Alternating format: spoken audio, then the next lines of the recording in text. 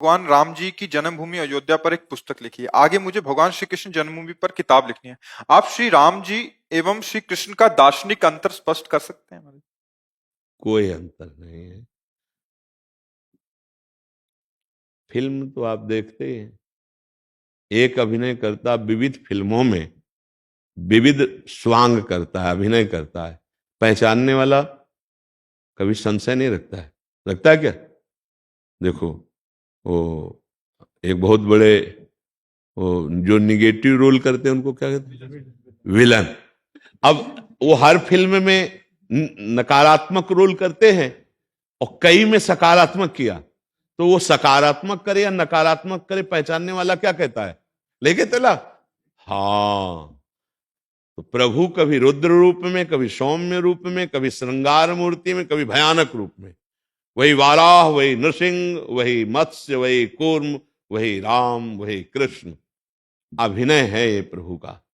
अवतार लेकर अपने भक्तों के लिए सुख देने के तत्व वही है। तत्व में किंचन मात्र भी अंतर नहीं। जो अत्यंत गंभीर गुणों के समुद्र मर्यादा पुरुषोत्तम भगवान राम है, वही तरंगायमान प्रेम समुद्र, लीलापरायण, ललित त्रिभंगी, मुरली मनोहर, जिनकी कटाक्ष बड़े बड़े मुनियों को भी मोहित कर ले, वही श्री कृष्ण है। किंचन मात्र कोई अंतर नहीं है, अभिनय में है।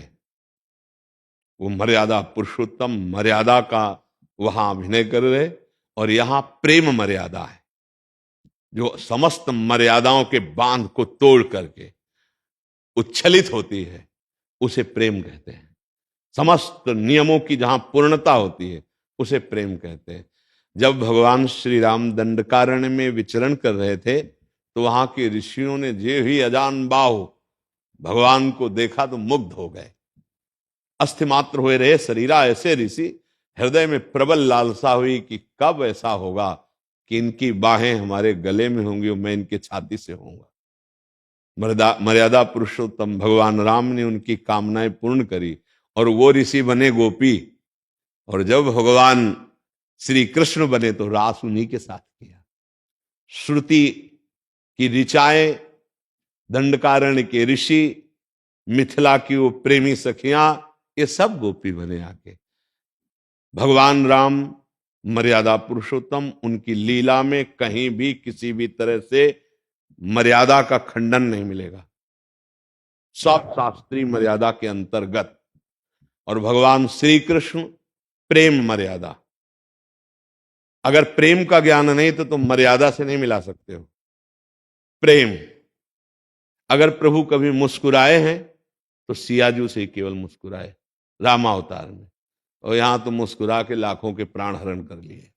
चाहे वो श्री सुखदेव जी हो ना, परमहंस शिरोमणि, चाहे सुखदेव जी हो, और चाहे वो मधुसूदन सरस्वती हो, चाहे वो प्रबोधानंद जी महाराज हो, चाहे वो कोई बहुत बड़ा ऋषि हो, चाहे मुनि हो, चाहे किसी को मंद मुस्कुरा के लाल की रूप माधुरी नैनन निरख नेक सखी, मन सिज मन हरन हास सावरो सुकुमार रास, नक्सिक अंग अंगन उमग सौभग सीव नखी। औरों की तो बात जाने दो, जटाजूट धारी भगवान शंकर भी गोपी बन करके जिनके गले में हाथ डालना चाहते हो हैं श्री कृष्ण। और जो कभी मर्यादा से एक भी विचलित नहीं हुए, वही है भगवान श्री राम मर्यादा पुरुषोत्तम। वहां मर्यादा सत शास्त्र से युक्त, और यहां सत शास्त्रों का फल प्रेम, प्रेम की मर्यादा। अगर प्रेम का परिचय नहीं तो कृष्ण चरित्र नहीं जान सकता। जैसे भगवान श्री कृष्णचंद्र का एक नाम है ब्रज में माखन चोर। बेचारा कोई गरीब लड़का हो, फिर माखन गली गली चुराए तो बात समझ में आती ना।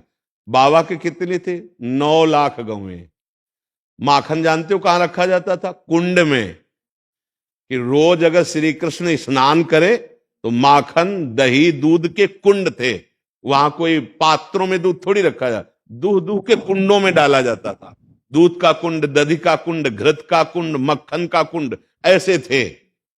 पर जब यशोदा मैया अपने हाथ से लाला को पवाती, लाला तो जो गोपी जनाती वो कामना करती कि काश अगर मेरे ये लाला होते, कभी मेरे घर आते मेरा दही पाते मेरा कितना हो भाग, क्या ये मुझे सुख देंगे? तो जाकी रही भावना जैसी, उसकी भावना पूर्ति करने के लिए ये था माम प्रपद्यन्ते तास्तै भजाम्यहम्, भगवान वैसे ही जाते।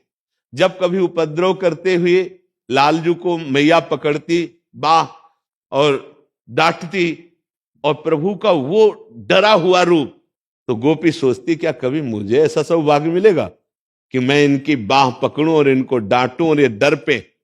वही भगवान जाकर के चाहे जितने ऊंचे में दही रखा गया हो, सखा के ऊपर सखा हो आप चढ़ करके और फिर पकड़े जाते, फिर डांट लगती, तो वो सुख भगवान प्रदान कर रहे। माखन की कमी तो बाबा के घर में थोड़ी है। भगवान की लीला को बिना प्रेमी महापुरुष के कोई जान नहीं सकता। हमारे श्री कृष्ण की लीला बड़े टेढ़ी, ये कभी सीधे खड़े नहीं मिलेंगे। ये जब आपको खड़े मिलेंगे तो आप देख लेना, इनकी जो झांकी होगी ना वो टेढ़ी होगी, इनकी लीला टेढ़ी। इनका नाम है बांके बिहारी ना? इनको समझ पाना बहुत कठिन है।